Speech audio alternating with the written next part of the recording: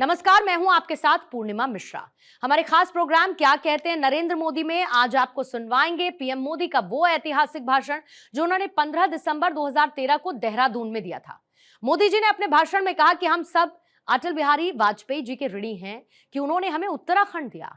उस समय जब उत्तराखंड बना तो राज्य कांग्रेस के हाथ में आया, लेकिन उसके बावजूद भी अटल जी ने यह नहीं देखा कि किसकी सरकार है और उत्तराखंड को 10 साल के लिए पैकेज दिया। भाइयों बहनों, मेरा इस धरती से विशेष नाता भी रहा। मैं यहां प्रभारी था। हिमालय के प्रति मेरा बचपन से लगाव भी रहा है। पहाड़ी लोगों की प्रामाणिकता, पवित्रता, निर्मलता, गंगा जैसा जीवन मुझे बचपन से छू जाता था। और प्रभारी के नाते आप सबके बीच में रहा, यहां से मैंने बहुत कुछ सीखा।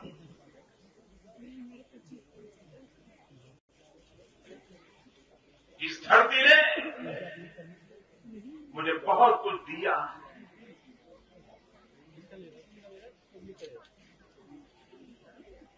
ईश्वर हमें शक्ति दे, आप हमें आशीर्वाद दें ताकि आपने जो दिया है कुछ तो आपको लौटा सकूं।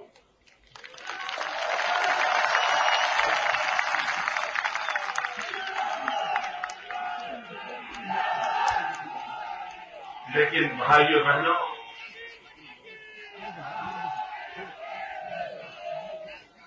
सरकार दिल्ली में हो या सरकार देहरादून में हो,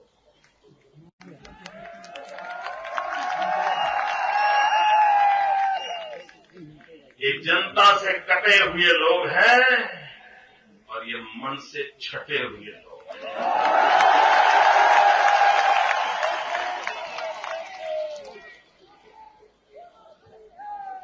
मैं तो हैरान हूं, ये दिल्ली की सरकार और देहरादून की सरकार जितनी शक्ति बाबा रामदेव के पीछे लगा रही है,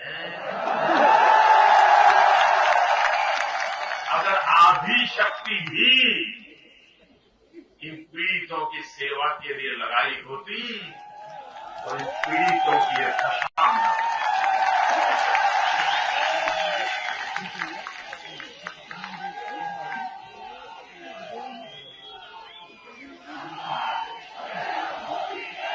मैं आज भी समझ नहीं पा रहा हूं कि कांग्रेस पार्टी की ये कौन सी राजनीतिक सोच है।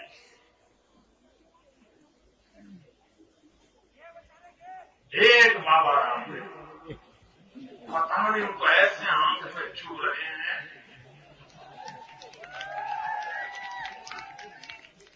वो लोगों को सांस लेने के लिए कह रहे हैं और कांग्रेस की सांस जा रही है।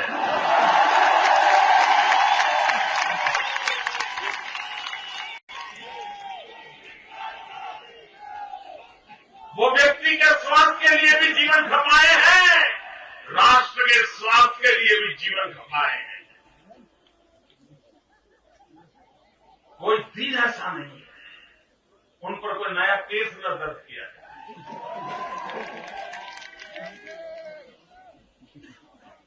भाइयों बहनों, आप मुझे बताइए, क्या ये लोकतंत्र है? क्या ये व्यवहार उचित है? क्या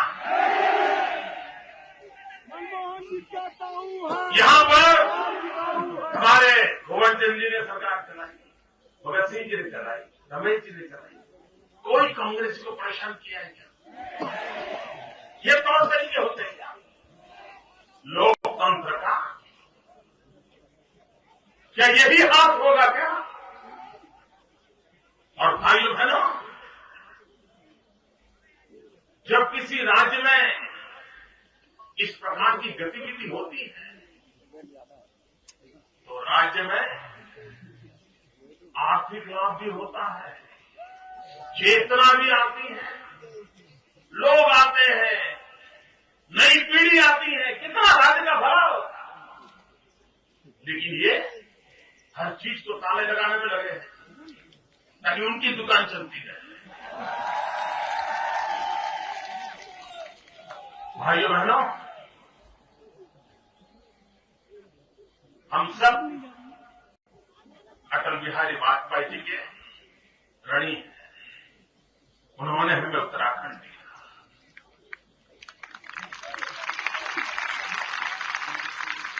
और ये भी सौभाग्य देखिए कि राजनाथ सिंह जी जब मुख्यमंत्री थे, उसी समय वाजपेयी जी ने हमें उत्तराखंड दिया। और उस समय उत्तराखंड बना तो राज्य कांग्रेस के हाथ में आया। लेकिन उसके बावजूद भी देशभक्ति क्या होती है, समाज भक्ति क्या होती है, वाजपेयी जी ने ये नहीं सोचा। यहां तो अब कांग्रेस की सरकार है, वो करेंगे पढ़ेंगे, जो होगा सो होगा, ऐसा नहीं सोचा। उन्होंने सोचा उत्तराखंड भी हमारा है। उन्होंने पैकेज दिया, 10 साल के लिए पैकेज दिया। और ये नहीं देखा किसकी सरकार है, लेकिन इन्होंने आकर के क्या किया, 10 साल में से 7 साल कर दिया। हजारों करोड़ रुपयों की लागत से कारखाने आ रहे थे। मेरे गुजरात से भी कईयों ने यहां कारखाने लगाए, नौजवानों को रोजगार मिल रहा है। लेकिन मैं हैरान हूं कि यूपीए सरकार ने आकर के आपको अटल जी ने जो सहूलियत दी थी, उसको भी छीन लिया। भाइयों बहनों,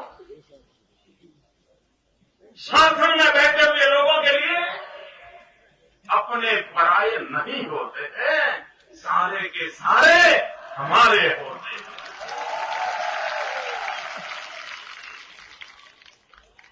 लेकिन भाइयों बहनों, हम बहुत सालों में यहां एक बात सुनते थे, जब भी आते थे, कोई भी बात हो, कोई कार्यक्रम करना हो, यहाँ की मीटिंग करना हो, तो ये कहावत तो मुझे पूरे दिमाग में ठूस ठूस में भर दी गई। बोले मोदी जी गुजरात नहीं है, ऐसा मुझे कहते थे जब मैं यहाँ काम करता था। बोले आप पहाड़ को नहीं जानते, यहाँ की जवानी और यहाँ का पानी हमारे काम नहीं आता। ये मुझे मालूम, यहाँ की जवानी और यहाँ का पानी पहाड़ के काम नहीं आता। भाइयों बहनों, अब वक्त बदल चुका है। अब विज्ञान पानी को भी पहाड़ के काम में आ सकता है और जवानी पहाड़ को खुशियों से भर सकती है। वक्त बदल चुका है।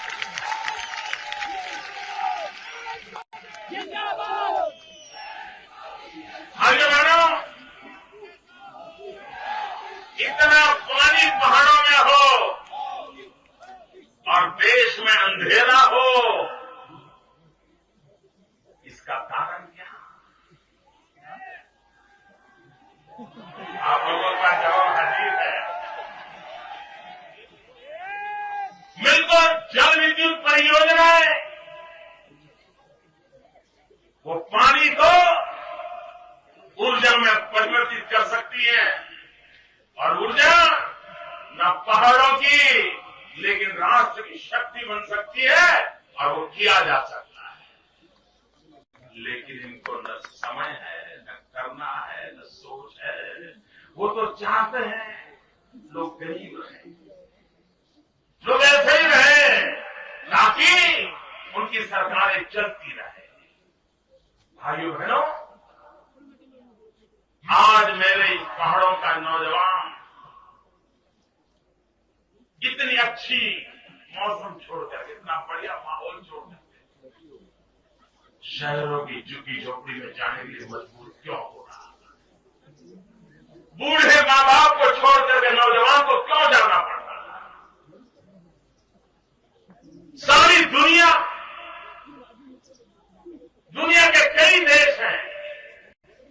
जो सिर्फ टूरिज्म पर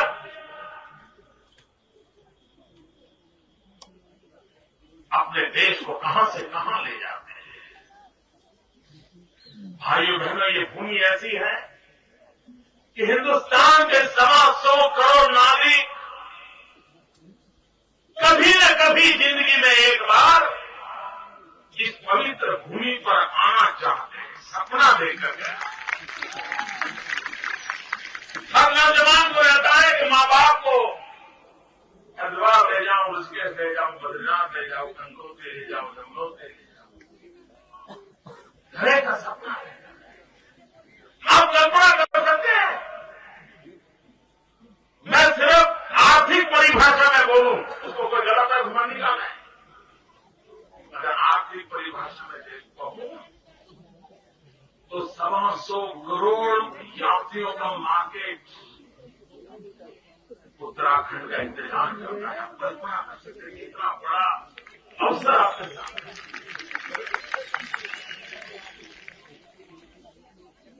क्यों विकास नहीं होता? क्यों लोगों को उनके नसीब पर छोड़ दिया जाता है?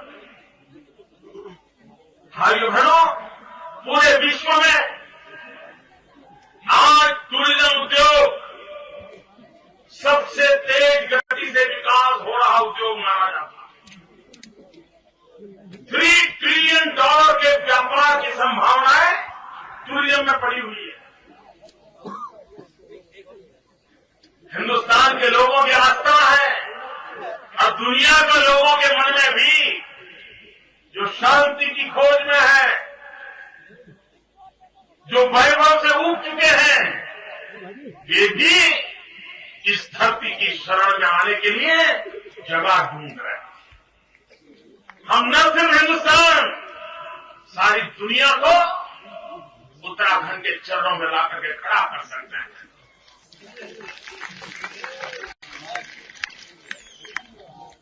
भाइयों बहनों, आप लोगों में से जो विकास की अवधारणाओं का अभ्यास करते हैं, मैं उनको आग्रह करता हूं। आप आज से 30 साल पहले के मक्का को याद कीजिए। 30 साल पहले मक्का का रूप क्या था? बहुत गिने गिने लोग आते थे, व्यवस्थाएं बहुत सामान्य थी।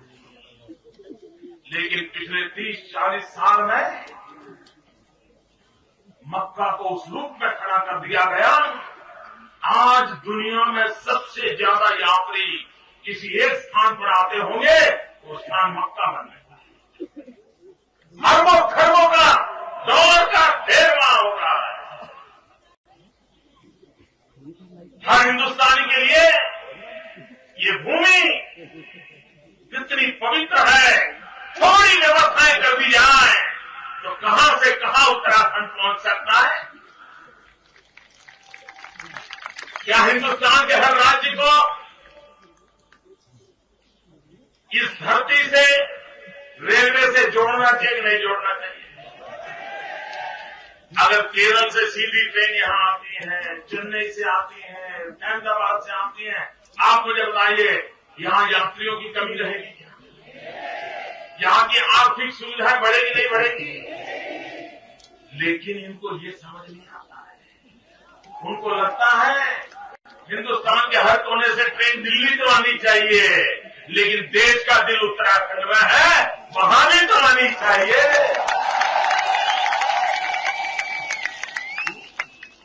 थोड़ी सी सुविधाएं बढ़े और भारत के यात्री कष्ट झेल करके यात्रा करने के स्वभाव के हैं। अगर उनकी चिंता की जाए, अगर यहां का सार्वजनिक जीवन में